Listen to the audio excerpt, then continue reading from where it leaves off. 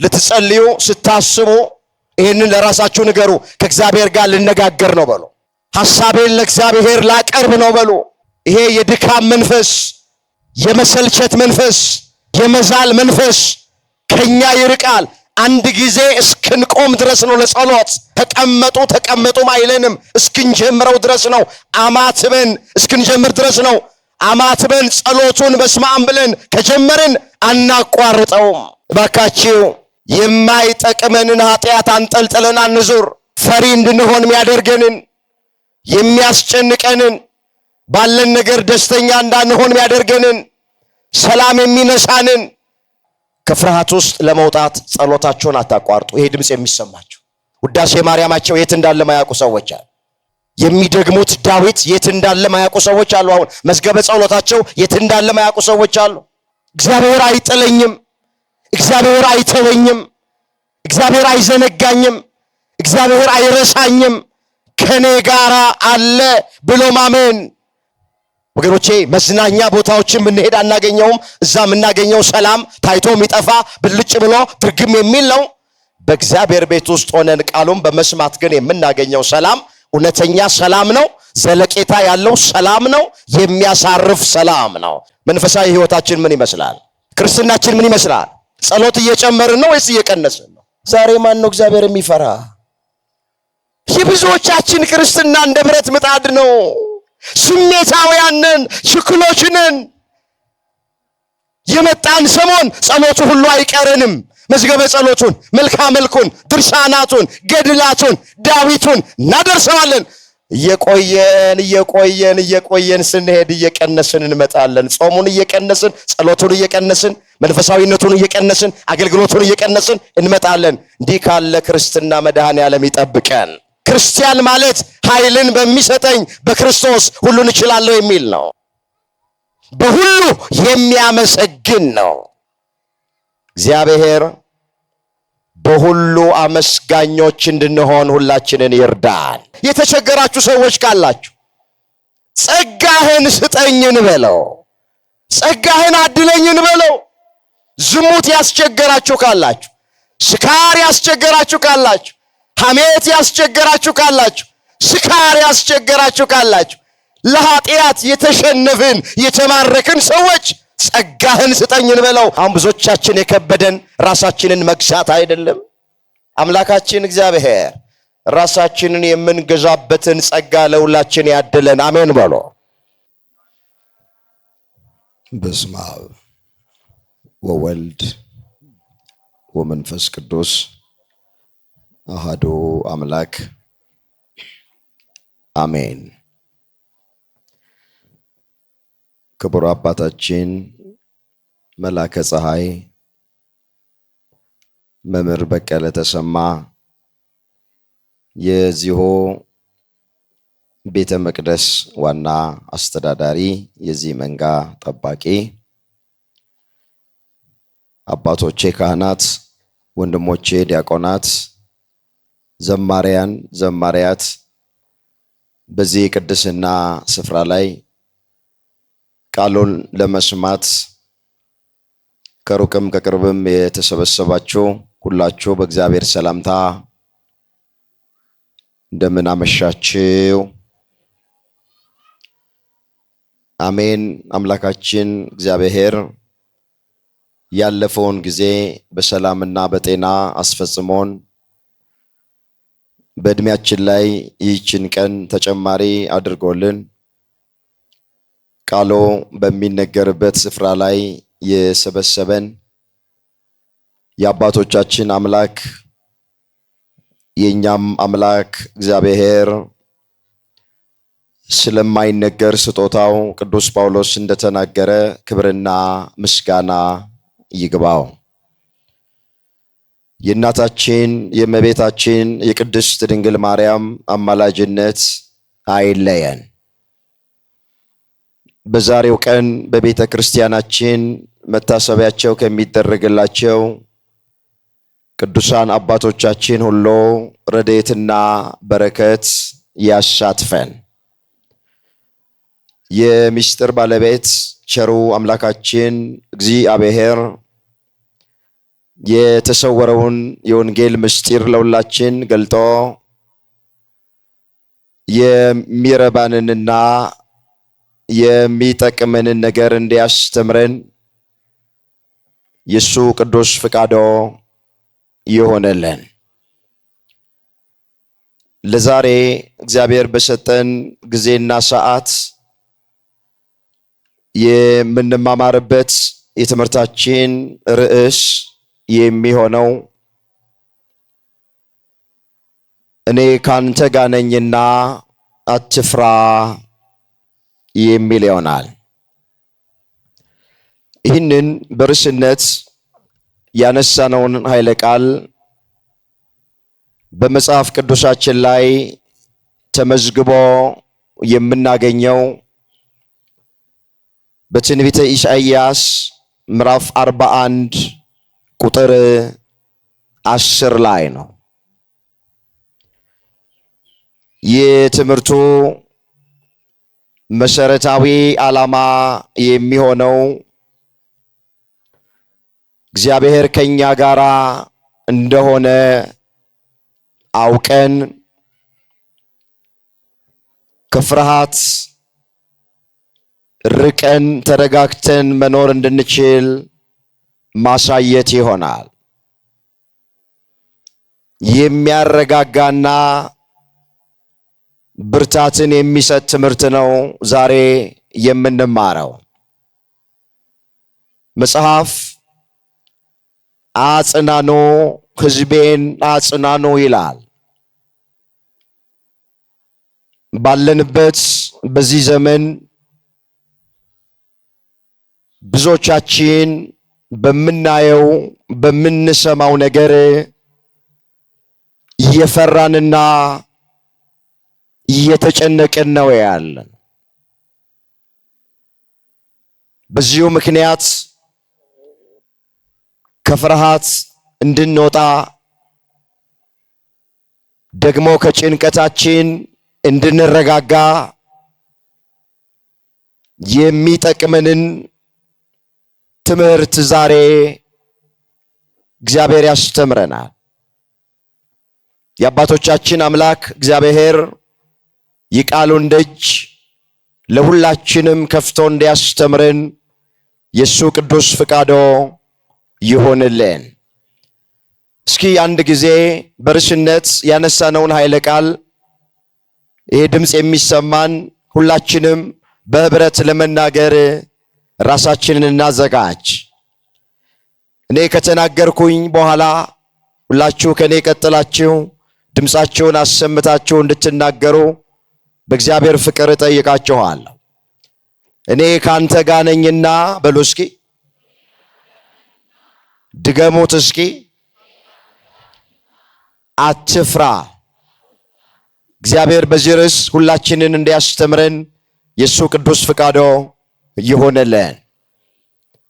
በርዕስነት ያነሳነው ኃይለ ቃል በዚህ ስፍራ ላይ አስቀድሞ የተነገረው ያዕቆብ ተብሎ ለሚጠራ ለአንድ እስራኤላዊ የተነገረ ቃል ነው።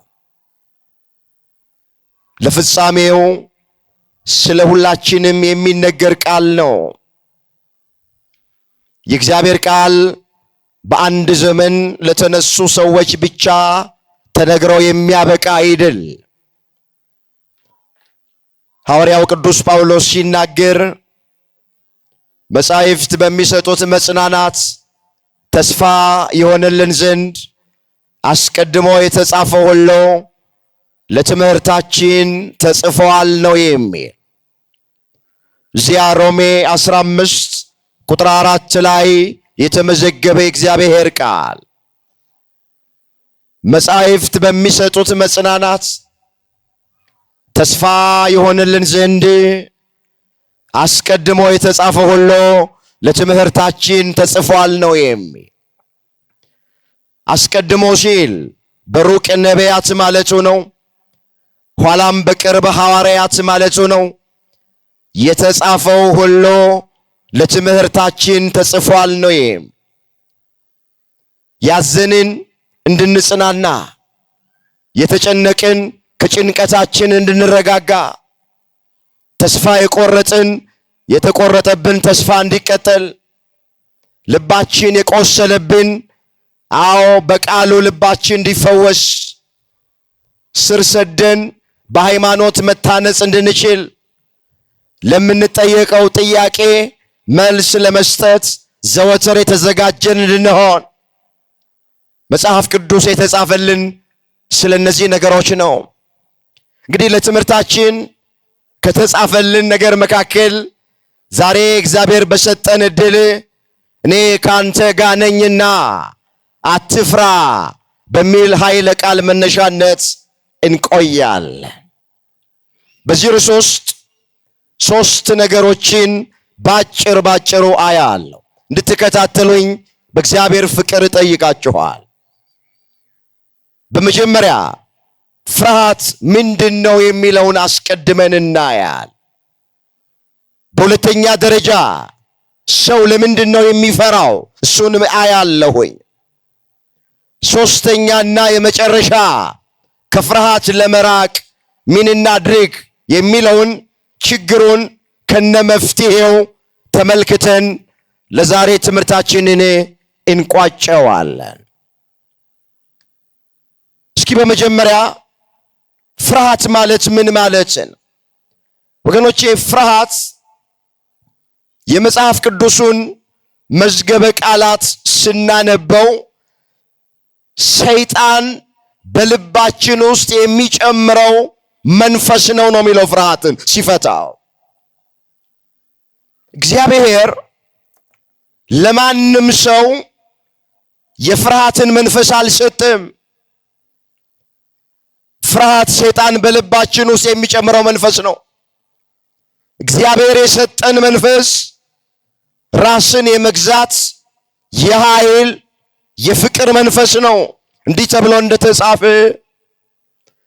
ሁለተኛ ጢሞቴዎስ ምዕራፍ 1 ቁጥር 7 ላይ ሐዋርያው ቅዱስ ጳውሎስ ለልጁ ለጢሞቴዎስ እንዲህ ብሎ ይጽፍለታል። እግዚአብሔር የፍቅር የኃይል ራስን የመግዛት መንፈስ እንጂ የፍርሃት መንፈስ አልሰጠንም ይላል። ስለዚህ ሁላችሁ እንድንፈራ፣ እንድንደነግጥ፣ እንድንጨነቅ፣ እንድንሸበር፣ ተረጋግተን እንዳንኖር የሚያደርገን ጥንተ ጠላታችን ዲያብሎስ ነው። የሰይጣን ደግ የለውም። በማናችንም መረጋጋት፣ ሰላም መሆን ወገኖቼ ሰይጣን አይደሰትም። ምንድነው የሚለው መጽሐፍ? ሌባው ሊሰርቅ ሊያርድ ሊያጠፋ እንጂ ስለሌላ አይመጣም፣ እኔ ግን ሕይወት እንዲሆንላችሁ ሕይወት እንዲበዛላችሁ መጣው ተብሎ ተጽፏል። የዮሐንስ ወንጌል ምዕራፍ 10 ቁጥር 10 ላይ የተመዘገበ ቃል። ሌባው አለ ዲያብሎስን ነው። አዳምና ሔዋንን በሐሰት ሰርቆ ከገነት አውጥቷቸዋልና ሌባ ይለዋል መጽሐፍ ዲያብሎስን። ሌባው ሊሰርቅ ሊያርድ ሊያጠፋ እንጂ ስለሌላ አይመጣም። በቃ የሰይጣን አመጣጡ ይሄ ነው፣ ዓላማው ይሄ ነው። ማረድ ነው፣ ማስጨነቅ ነው፣ ማስደንገጥ ነው፣ ማስፈራራት ነው። የሱ ፍላጎት ሁልጊዜም ይሄ ነው። እግዚአብሔር ግን የኃይል መንፈስ ነው የሰጠን፣ የሰላም መንፈስ ነው የሰጠን፣ ራስን የመግዛት መንፈስ ነው የሰጠን እንጂ የፍርሃት መንፈስ ለማንም ሰው እግዚአብሔር አልሰጠም። እንግዲህ ፍርሃት ባጭሩ ችግርን ከእግዚአብሔር በላይ አድርጎ ማየት ነው። ፍርሃት ከጭንቀት ብዛት የሚመጣ ነገር ነው። ፍርሃት የኔ ነገር አይሆንም ከእግዚአብሔር በላይ ነው ብሎ ማሰብ ይህ ፍርሃት ተብሎ በመጽሐፍ ተቀምጦልናል። ብሉይ ኪዳንንም አዲስ ኪዳንንም ስናነብ ከ100 ጊዜ በላይ አትፍሩ ተብሎ ተጽፏል። አትፍሩ የተባልነው የሚያስፈራ ነገር ስላለ ነው። ጌታችን መድኃኒታችን ኢየሱስ ክርስቶስ ወደዚህ ምድር የመጣበት ብዙ ዓላማ ቢኖርም አንደኛው ዓላማው 3 ነገሮችን ከሰው ልጆች ለማራቅ ነው።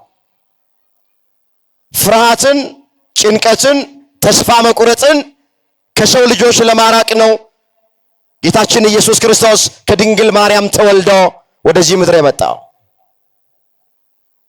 ፍርሃትን ለማራቅ አትፍሩ እያለ ያስተምር ነበረ ጌታ።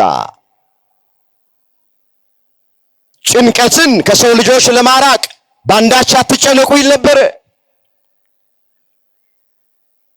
ተስፋ መቁረጥን ለማራቅ በተስፋ ደስ ይበላቸው፣ ተስፋን የሰጠ የታመነ ነው ይል ነበር። ስለዚህ ፍርሃት አሁን ከላይ እንዳየነው ነው ሲተረጎም ወደ ሁለተኛው ሐሳብ ላይ ሰው ለምንድን ነው የሚፈራው? ወገኖቼ ዛሬ የማይፈራ ሰው የለም። ቤተ ክርስቲያን የማይመጡት ብቻ አይደሉም። ጠዋት ማታ ወደ መቅደሱ የምንገሰግሰው ብዙዎቻችን እንፈራለን። እግዚአብሔርን የማያውቁት ብቻ አይደሉም። እግዚአብሔርን የምናውቀውም እኛ እንፈራለን። ያላመኑት ብቻ አይደሉም። ያመንነው የተጠመቅነው እኛም እንፈራለን። የፍርሃታችን መጠኑ ይለያያል እንጂ እንፈራለን። ለምንድን ነው ሰው የሚፈራው? እሱን እየዘረዘርኩኝ አለ። በመጀመሪያ ፍርሃት ወደኛ የሚመጣበት ምክንያት ኃጢአት መስራት በጀመርን ጊዜ ነው። ኃጢአት ማለት የቃሉ ትርጉም ኃጥ ከሚለው የግዕዝ ግስ የተገኘ ነው። ኃጥ ያጣ ማለት ነው። ኃጢአት ማለት ማጣት ማለት። ምን ማጣት? ሰላም ማጣት፣ ረፍት ማጣት፣ እርካታ ማጣት፣ ደስታ ማጣት፣ ኃጢአት ማጣት ማለት ነው። እባካችሁ የማይጠቅመንን ኃጢአት አንጠልጥለን አንዙር። ፈሪ እንድንሆን የሚያደርገንን የሚያስጨንቀንን ባለን ነገር ደስተኛ እንዳንሆን የሚያደርገንን ሰላም የሚነሳንን የመጀመሪያው የፍርሃታችን ምንጭ ወይም ምክንያት የገዛ ኃጢአታችን ነው። ለዚህ ጥሩ ማስረጃችን የመጀመሪያዎቹ ሰዎች አባታችን አዳምና እናታችን ሔዋን ናት። እግዚአብሔር ሁላችን ታሪኩ እንደምናውቅ አዳምና ሔዋንን ከፈጠራቸው በኋላ ወደ ገነት አስገባቸው። ብዙ ትእዛዝ አላዘዛቸውም። አንድ ትእዛዝ ብቻ ነው የሰጣቸው። በገነት ውስጥ ካለው የዛፍ ፍሬ ሁሉ ትበላላችሁ፣ ነገር ግን መልካምና ክፉን ከሚያስታውቀው የዛፍ ፍሬ እንዳትበሉ፣ ከሱ በበላችሁ ቀን ሞትን ትሞታላችሁ አለ እግዚአብሔር። ይህን ትእዛዝ አዳምና ሔዋን ለ7 ዓመት 3 ወር 17 ቀን ብቻ ነው የጠበቁት። ከዚህ ጊዜ በኋላ አትብሉ የተባሉትን የዕፀ በለስ ፍሬ ቆርጠው በሉ፣ እምነት አጎደሉ፣ የእግዚአብሔርን ትእዛዝ ተላለፉ፣ ጸጋቸው ተገፈፈ። ጸጋ እግዚአብሔርን ለብሰው ነበር የሚኖሩት። በቁሙ የሚለብሱት ልብስ አልነበረም፣ የእግዚአብሔርን ጸጋ ነበር የሚለብሱት። ከውድቀት በኋላ ከኃጢአት በኋላ ለእግዚአብሔር አልታዘዝም ካሉ በኋላ ጸጋቸውን እግዚአብሔር ወሰደ። ወዲያው ወደ ገነት መጣና አምላካችን ድምፁን አሰማ። እንዲህ እያለ ይጣራ ጀመረ። አዳም አዳም ወዴት ነው ያለኸው አለው። ኦሪት ዘፍጥረት ምዕራፍ 3 ቁጥር 10 ላይ ተመዘገበ ቃል። ወዴት ነው ያለኸው አለው። ቃሉ ያላዋቂ ሰው ንግግር ይመስላል። ወዴት ነው ያለው የሚለው ቃል ለእግዚአብሔር ባህሪ የሚነገር ቃል አይደለም። ግን ሊቃውንት ምን ይላሉ? አዳም አዳም ወዴት ነው የሚለው ቃል በአዲስ ኪዳን በዘመነ ስጋዌ ከድንግል ማርያም ተወልዶ የጠፋውን ልጅ እንደሚፈልገው የሚያጠይቅ ቃል ነው ይላሉ። ወዴት ነው ያለኸው አለው። ወዴት ይሆን ያለነው እኛ? አዳም እንዲህ ብሎ መለሰ፣ በገነት ድምፅህን ሰማው፣ ራቁቴን ስለሆንኩኝ ፈራሁኝ አለ። እስኪ ይህን ቃል አብረን እንበለው። በገነት በሉ እስኪ። ድምፅህን ሰማው፣ ራቁቴን ስለሆንኩኝ ፈራሁኝ። ምን አልኩኝ? ስለዚህ ሁላችሁ በመጀመሪያ ሰው የሚፈራው አታድርግ የተባለውን ሲያደርግ ነው። ኃጢአት ሲሰራ አድርግ የተባለውን ሳያደርግ ነው። ለምን? ኃጢአት ማለት በሁለት መንገድ ነው የሚፈጸመው። የመጀመሪያ አታድርጉ የተባልነውን ካደረግን ኃጢአት ነው። አታመንዝሩ ተብለናል፣ ስናመነዝር ከተገኘን ኃጢአት ነው። አትስረቁ ተብለናል፣ ስንሰርቅ ከተገኘን ኃጢአት ነው። አትስከሩ ተብሏል፣ ጠጥተን ከሰከርን ኃጢአት ነው። አትመኙ ተብሏል፣ ስንመኝ ከተገኘን ኃጢአት ነው። የመጀመሪያው የኃጢአት ትርጉም አታድርጉ የተባለውን ማድረግ ነው። ሁለተኛ ኃጢአት ማለት አድርጉ የተባለውን አለማድረግ ነው። ለምሳሌ ባልንጀራህን እንደ ራስህ አድርገህ ምን አድርግ? ጨርሱት። ምን አድርግ? ባልንጀራህን እንደ ራስህ አድርገህ ውደድ። ባልንጀራን እንደ ራስህ አድርጎ አለመውደድ ኃጢአት ነው። የሰንበትን ቀን ትቀድሰው ዘንድ አስብ። ሰንበትን አለማክበር ኃጢአት ነው። ስለዚህ ኃጢአት አድርጉ የተባልነውንም አለማድረግ ኃጢአት ነው። ያዕቆብ እንዲህ አለ፣ በጎ የሆነውን ነገር አውቆ ለማያደርገው ለዚያ ሰው ኃጢአት ይሆንበታል። ማብላት እየቻልን አለማብላት፣ ማጠጣት እየቻልን አለማጠጣት፣ የታረዘውን ማልበስ እየቻልን እግዚአብሔር ባርኮን በታረዘው ላይ የምንጨክንበት ከሆነ ኃጢአት ነው። ይሄ አድርጎ የተባልነውን አለማድረግም ኃጢአት ነው። ብዙዎቻችን ኃጢአት ቢመስልን አታድርጎ የተባልነውን ማድረግ ብቻ እንደዛ አይደለም። እንመለስ። ስለዚህ በገነት ድምፅህን ሰማው፣ ራቁቴን ስለሆንኩኝ ፈራሁ አለ። በመጀመሪያ ሰው የሚፈራው ኃጢአትን መስራት በጀመረ ጊዜ ነው። አምላካችን እግዚአብሔር እንድንፈራ፣ እንድንጨነቅ፣ ኮሽ ባለ ቁጥር እንድንደነግጥ የሚያደርገንን ኃጢአት ከኛ በቸርነቱ ያርቅልን። ይችላል አይችልም? ወገኖቼ ይችላል። የሚሳነው ነገር የለም። ከጸጋ በታች ከሕግ ግን በላይ አድርጎ ነው እግዚአብሔር የፈጠረን። ራሳችንን የምንገዛበት ጸጋ እግዚአብሔር ሊሰጠን ይችላል። እንጸልይ ብቻኛ፣ ፍቃደኛ እንሁን፣ ፍላጎት ይኑረን። ያሸነፈንን ኃጢአት፣ ባሪያ ያደረገንን ኃጢአት ከኔ አርቅልኝ፣ ጸጋህን ስጠኝ እንበለው እንጂ እግዚአብሔር ጸጋውን ይሰጠናል። እንዲህ ተብሎ ተጽፏል። ላነበው ፈልጋለሁ። ቲቶ ምዕራፍ 2 ቁጥር 11 ላይ ሰዎችን ሁሉ የሚያድን የእግዚአብሔር ጸጋ ተገልጧል።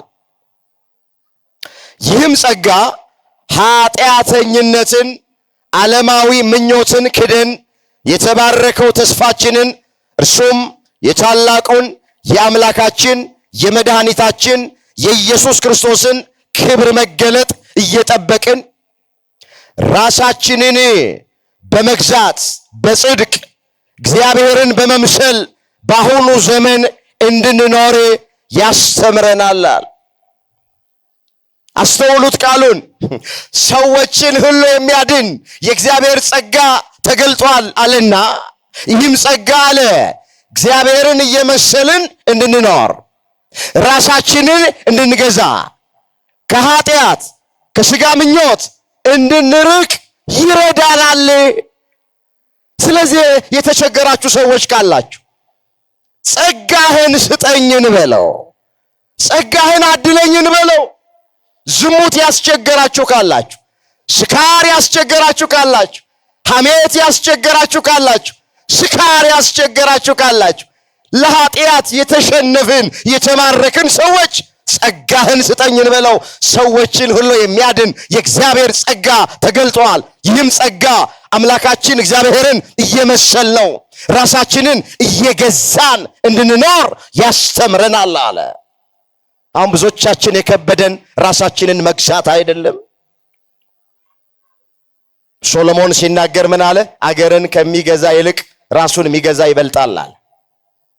ብዙ ሰዎች ከተማን ይገዛሉ፣ አገርን ይገዛሉ፣ ነገር ግን ራሳቸውን መግዛት አቅቷቸዋል። ስለዚህ ብዙዎቻችን የከበደን ነገር ይሄ ነው። አምላካችን እግዚአብሔር ራሳችንን የምንገዛበትን ጸጋ ለሁላችን ያድለን። አሜን በሎ።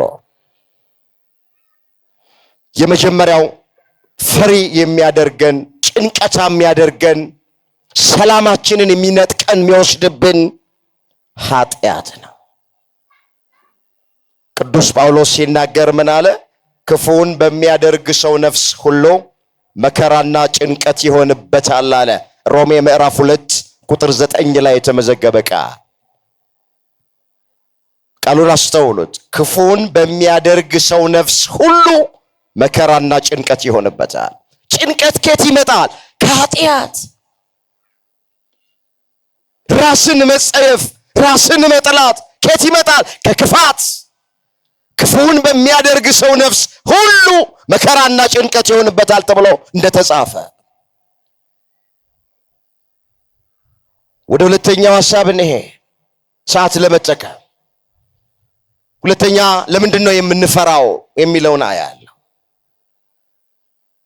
ወገኖቼ ሰው በሁለተኛ ደረጃ የሚፈራው እምነቱ ሲጎድል ነው። ምኑ ሲጎድል? እምነቱ ሲጎድል። የእምነት መጉደል ፍርሃት ያመጣል።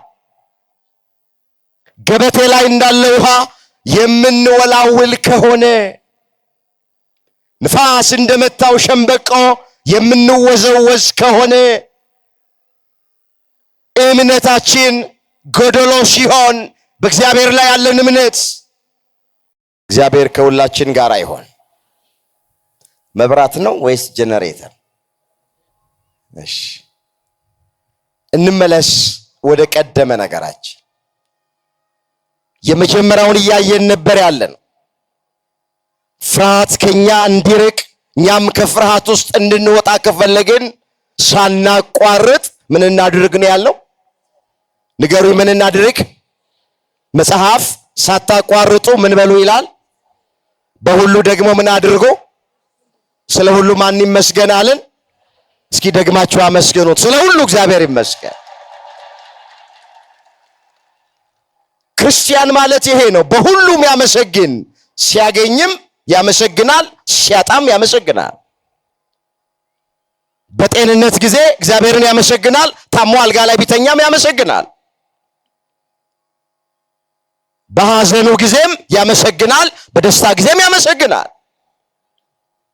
ሐዋርያው ቅዱስ ጳውሎስ ይህን ስለ ጉድለት አልልም፣ የምኖርበት ኑሮ ይበቃኛል ማለትን ተምሬያለሁ። ማግኘትን አውቃለሁ፣ ማጣትን አውቃለሁ፣ መጉደልን አውቃለሁ፣ መሙላትን አውቃለሁ፣ ሐዘንን አውቃለሁ፣ ደስታን አውቃለሁ። ኃይልን በሚሰጠኝ በክርስቶስ ሁሉን እችለዋለሁ አለ። ፊልጵስዩስ ምዕራፍ 4 ቁጥር 11 ላይ የተመዘገበ ቃሉን ባካችሁ አስተውሉት። ይህንን ስለ ጉድለት አልልም፣ የምኖርበት ኑሮ ይበቃኛል ማለትን ተምሬያለሁ። ማግኘትን አውቃለሁ፣ ማጣትን አውቃለሁ፣ ሐዘንን አውቃለሁ፣ ደስታንም አውቃለሁ፣ መጉደልን አውቃለሁ፣ መሙላትንም አውቃለሁ፣ መክበርን አውቃለሁ፣ መዋረድንም አውቃለሁ፣ ከፍታን አውቃለሁ፣ ዝቅታንም አውቃለሁ፣ ሳቅን አውቀዋለሁ፣ ለቅሶንም አውቀዋለሁ። ኃይልን በሚሰጠኝ በክርስቶስ ሁሉን እችለዋለሁ አለ። ክርስቲያን ማለት ኃይልን በሚሰጠኝ በክርስቶስ ሁሉን እችላለሁ የሚል ነው። በሁሉ የሚያመሰግን ነው። እግዚአብሔር በሁሉ አመስጋኞች እንድንሆን ሁላችንን ይርዳን። ስለዚህ መጀመሪያ ከፍርሃት ውስጥ ለመውጣት ጸሎታችሁን አታቋርጡ። ይሄ ድምጽ የሚሰማችሁ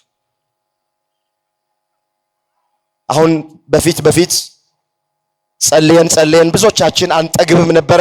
አሁን ግን እርግፍ አድርገን ትተነዋል። ውዳሴ ማርያማቸው የት እንዳለ ማያውቁ ሰዎች አሉ። የሚደግሙት ዳዊት የት እንዳለ ማያውቁ ሰዎች አሉ። አሁን መዝገበ ጸሎታቸው የት እንዳለ ማያውቁ ሰዎች አሉ። እየጨመርን እኮ አይደለም ይሄድን ያለ ነው። በክርስትና ህይወታችን ብዙዎቻችን እየጨመር ወደ ላይ እያደግን ሳይሆን እንደ ካሮት ቁልቁል ነው እድገታችን የብዙዎቻችን። እስኪ እኔም ራሴን ይሄ ድምጽ የሚሰማችሁ ወንድሞቼና እህቶቼ ራሳችሁን ይሆን መንፈሳዊ ህይወታችን ምን ይመስላል? ክርስትናችን ምን ይመስላል? ጸሎት እየጨመርን ነው ወይስ እየቀነስን ነው? ጾምን እየጨመርን ነው ወይስ እየቀነስን ነው? እምነትን እየጨመርን ነው እየቀነስን ነው? ትዕግስት፣ ትህትና፣ የዋህነት፣ ገርነት፣ ቅንነት የሚባሉትን እየጨመርን ነው ወይስ እየቀነስን ነው? አንዳንዶቻችን ወደ እግዚአብሔር በቀረብን ጊዜ፣ ወደ ቃሉ በቀረብን ጊዜ፣ ወደ ቤቱ በቀረብን ጊዜ ፍቅርን መጨመር፣ ጸሎትን መጨመር፣ ጾምን መጨመር፣ ስግደትን መጨመር ሲገባን በተቃራኒ እየቀነሰው ነው ያለ ነው። አገልግሎታችን እንኳን ያንዳንዶቻችን አወኩሽ ናኩሽ ነው። በፊት በሩቅ ቤተክርስቲያን ሳንመጣ አገልግሎት ሳንጀምር እግዚአብሔርን እንፈራ ነበረ። ዛሬ ማን ነው እግዚአብሔር የሚፈራ?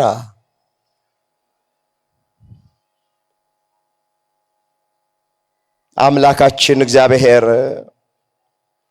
ክርስትናችንን ወደ ታች ሳይሆን ወደ ላይ እንድናድግ ሁላችንን በቸርነቱ ይርዳ። ይኸውላችሁ ክርስትና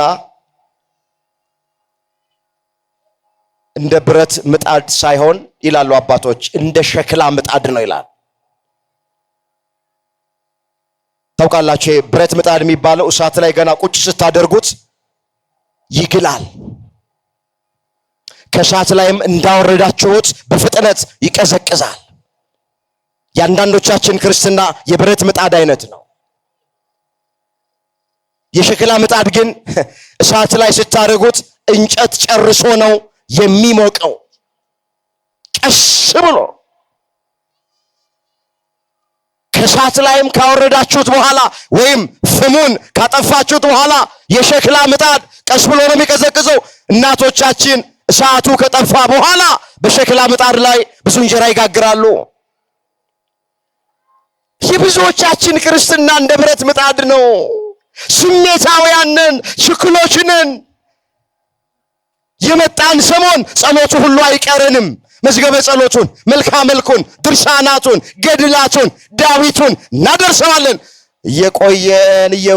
እየቆየን ስንሄድ እየቀነስን እንመጣለን። ጾሙን እየቀነስን፣ ጸሎቱን እየቀነስን፣ መንፈሳዊነቱን እየቀነስን፣ አገልግሎቱን እየቀነስን እንመጣለን። እንዲህ ካለ ክርስትና መድኃኔዓለም ይጠብቀን። ስለዚህ የመጀመሪያው መፍትሄ ከፍርሃት ውስጥ ለመውጣት ለመራቅ፣ ከጭንቀት ለመገላገል ጸሎት። ለምን ጸሎት ማለት ከማን ጋራ ማውራት ነው? ከማን ጋራ መነጋገር ነው? ሐሳብን ለማን ማቅረብ ነው? ወገኖቼ ይኸውላችሁ ጸሎት አንዳንዶቻችንን ድንጋይ እንደመፍለጥ የሚከብደን ትርጉሙን ስለማናውቀው። ጸሎት ከእግዚአብሔር ጋር መነጋገር ነው። ከእግዚአብሔር ጋር ማውራት ነው። ሐሳብን ለእግዚአብሔር ማቅረብ ነው። ልትጸልዩ ስታስቡ ይህንን ለራሳችሁ ንገሩ። ከእግዚአብሔር ጋር ልነጋገር ነው በሉ። ሐሳቤን ለእግዚአብሔር ላቀርብ ነው በሉ። ያኔ ይሄ የድካም መንፈስ፣ የመሰልቸት መንፈስ፣ የመዛል መንፈስ ከኛ ይርቃል። አንድ ጊዜ እስክንቆም ድረስ ነው ለጸሎት። ተቀመጡ አይለንም። እስክንጀምረው ድረስ ነው። አማትበን እስክንጀምር ድረስ ነው። አማትበን ጸሎቱን በስመ አብ ብለን ከጀመርን አናቋርጠውም። ወደ ሁለተኛው ልሄድ። ሁለተኛ ከፍርሃት ውስጥ ለመውጣት መፍትሄው ዕለት ዕለት የእግዚአብሔርን ቃል ማዳመጥ፣ ዕለት ዕለት የእግዚአብሔርን ቃል መስማት። ለምን? ቃሉ ኃይል አለው። ይፈውሰናል፣ ያረጋጋናል፣ የልብ ሰላምና ጸጥታ ይሰጠናል። አሁን ያላችሁን ሰላም አስተውሉ ተባካችሁ ወገኖቼ። ይህንን ሰላም የትም ብንሄድ አናገኘው።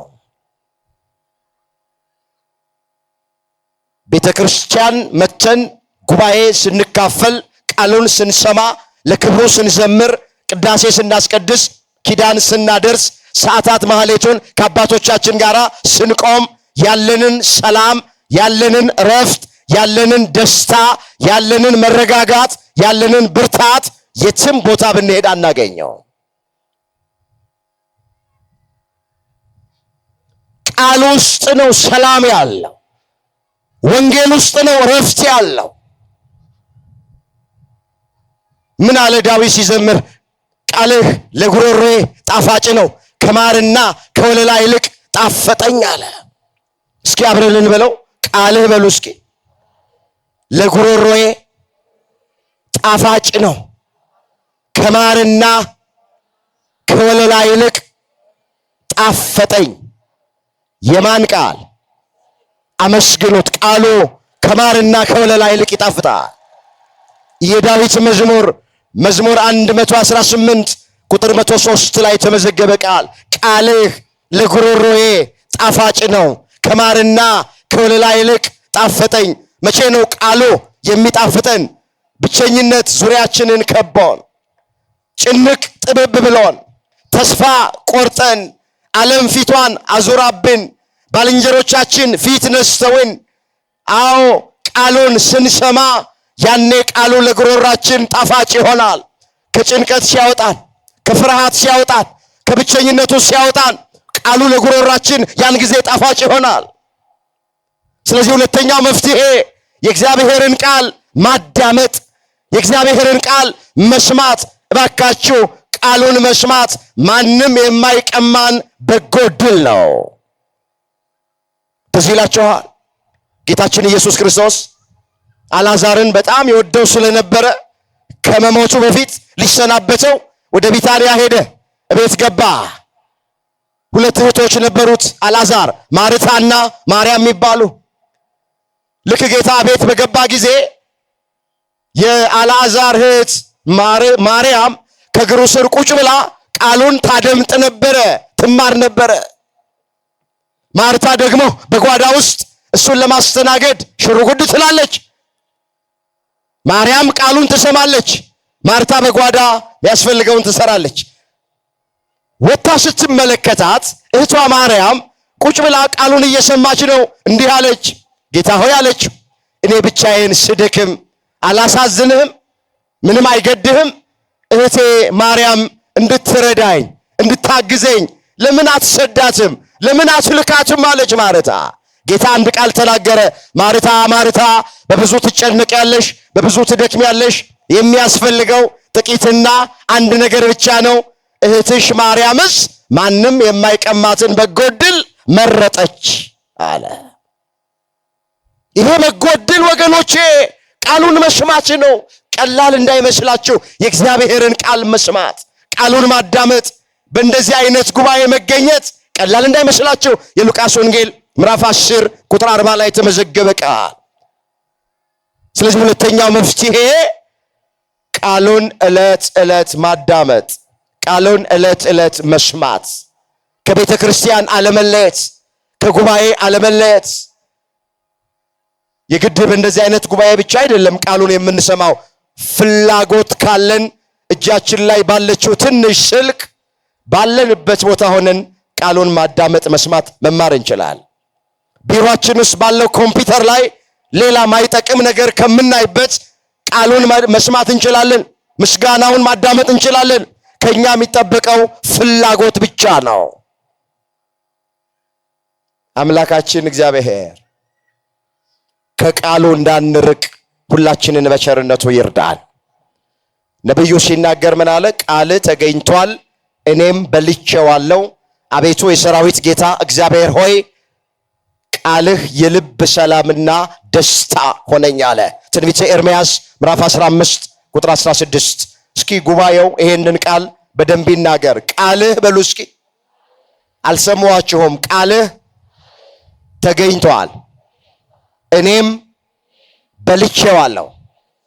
አቤቱ የሰራዊት ጌታ እግዚአብሔር ሆይ ቃልህ የልብ ሰላምና ደስታ ሆነኝ። አመስግኑት። ቃሉ የልብ ሰላምና ደስታ ነው ወገኖቼ። ቃል ተገኝቷል አለ ነብዩ። እኔም በልቼዋለሁ አለ።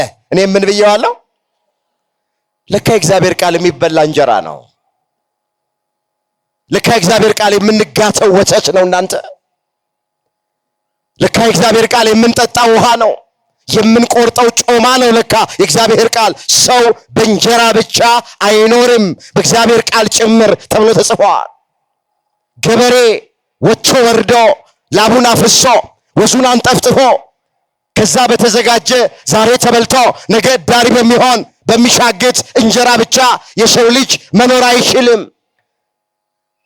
እሱ ለስጋችን ለቁመተ ስጋ ያስፈልገናል። ነፍሳችን የምትራበው የእግዚአብሔርን ቃል ነው። የነፍስ ምግቧ የእግዚአብሔር ቃል ነው።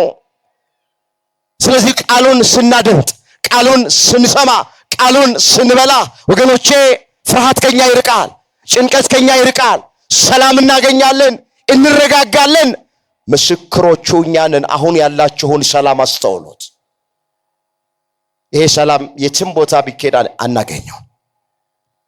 ሶደሬና ላንጋኖም ብንሄድ አናገኘውም ወገኖቼ። መዝናኛ ቦታዎችን ብንሄድ አናገኘውም። እዛ የምናገኘው ሰላም ታይቶ የሚጠፋ ብልጭ ብሎ ትርግም የሚል ነው።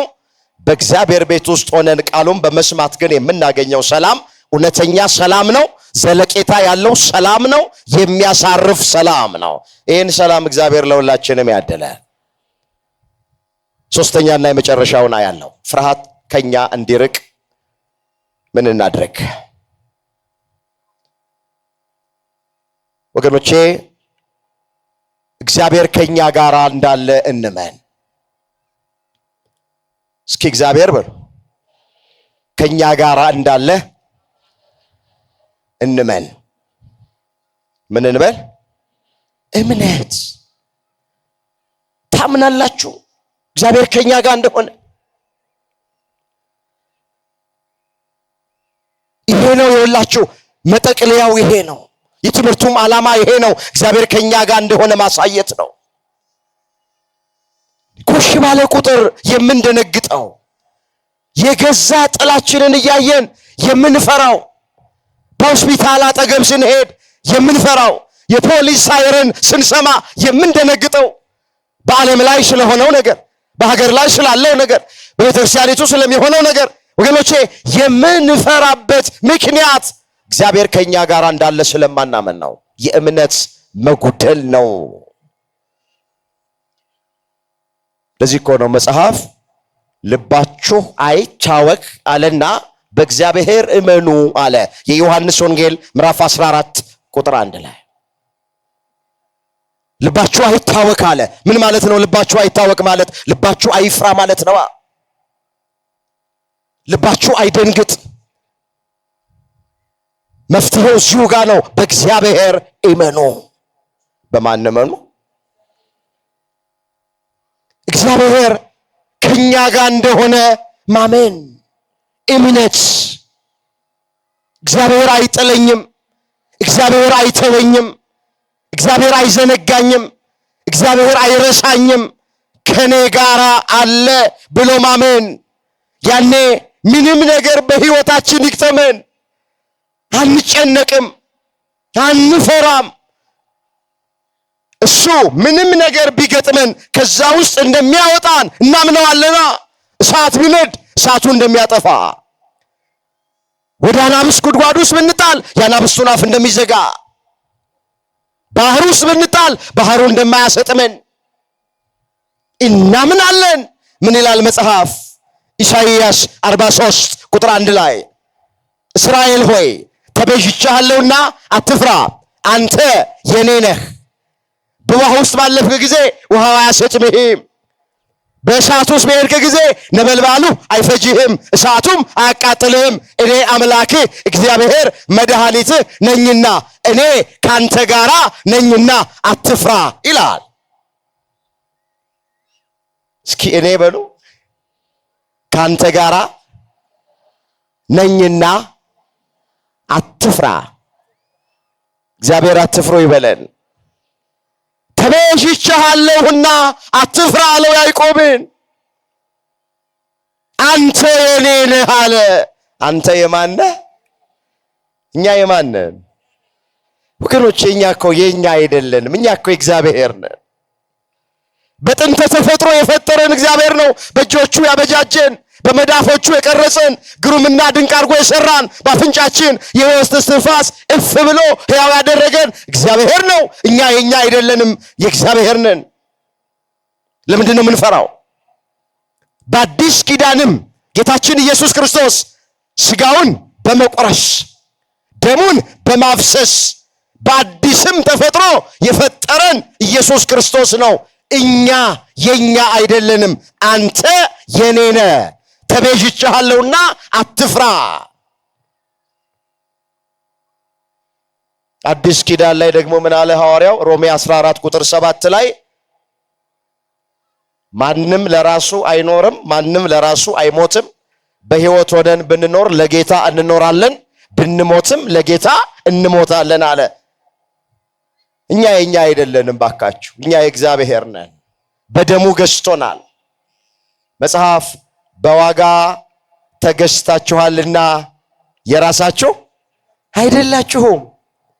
በዋጋ ተገዝተናል። ዋጋው ብር አይደል፣ ዋጋው ወርቅ አይደል፣ ዋጋው ዕንቁ አይደል።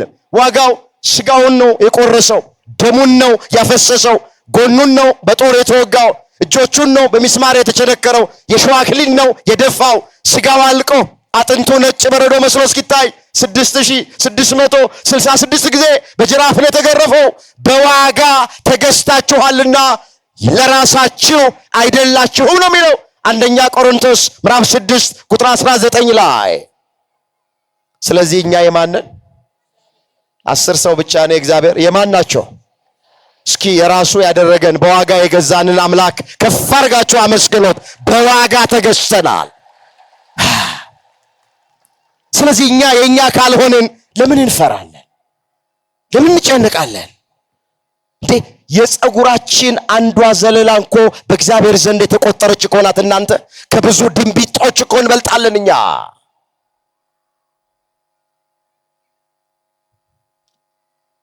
ምንድን ነው የሚለው እዚህ የማቴዎስ ወንጌል ምዕራፍ 10 ላይ የተመዘገበ ቃል እንደዚህ ይላል፣ የእናንተስ የራሳችሁ ፀጉር ሁሉ እንኳን ተቆጥሯል። እንግዲህ አትፍሩ፣ ከብዙ ድንቢጦች እናንተ ትበልጣላችሁ። የራሳችሁ ፀጉር እንኳን በእግዚአብሔር ዘንድ የተቆጠረች ናት።